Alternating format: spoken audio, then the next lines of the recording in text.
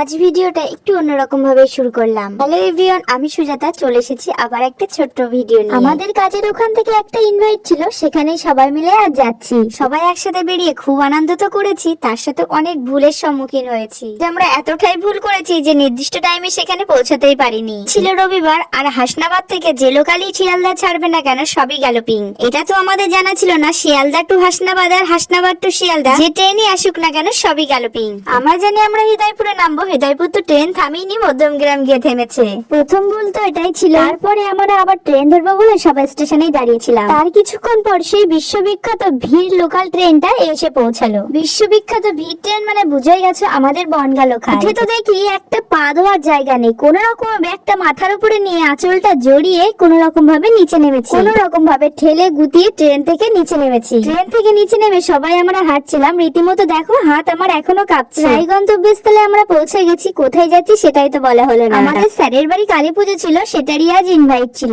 তাই আমরা সবাই যাচ্ছি। কালী পুজো হয়ে গেছে অন্যদিন, আজকে ছিল খাওয়া দাওয়া। এটা ছিল আমাদের হৃদয়পুরে হসপিটাল, সেখান থেকে ঘুরে দেখে একেবারে চলে যাচ্ছি স্যারের বাড়িতে। বলতে না বলতে আমরা স্যারের বাড়ির সামনে চলে এসেছি। যখন আমরা সবাই স্যারের বাড়িতে গিয়ে পৌঁছেছি তখন ঘড়িতে প্রায় 4টে বেজে গেছে। একটা সামান্য ভুলের জন্য এত কিছু সাফার করতে হলো। যেহেতু আমরা সব থেকে লেট, সেই জন্য আর আমরা দেরি করিনি। স্যার বারবার ফোন করছিল, তাই আগে গিয়েই বসে গেছি। খাওয়া দাওয়ার পরে আমরা একটু উপরে এসেছিলাম, এখানেই কালী পুজো হয়েছিল, সেই মণ্ডপটা আর কি ঘুরে দেখছিলাম। বিসর্জন কিন্তু আজ সকালবেলাই হয়েছে। ওখান থেকে বেরিয়ে আমি চলে এসেছিলাম ছাদে। বেসিক্যালি ছাদে আসার কারণ তোমরা বুঝেই গেছো, পাশের বাড়ির ছাদে প্রচুর টবে গাছ লাগানো আছে, সেটাই দেখতে চলে এসেছি। চারিদিক ঘোরা দেখা সবকিছুই কমপ্লিট। এখন প্রায় সন্ধ্যা হয়ে গেছে আর আমরা বাড়িতে ফিরবো। ছাদের উপর থেকে বাড়ির আশেপাশের ভিউটা বেশ সুন্দরই লাগছে। আমার এরকম নির্ঝুম নিস্তব্ধ এলাকা খুব সুন্দর লাগে। আজ ভিডিওটা এখানেই এন্ড করছি, সো বাই।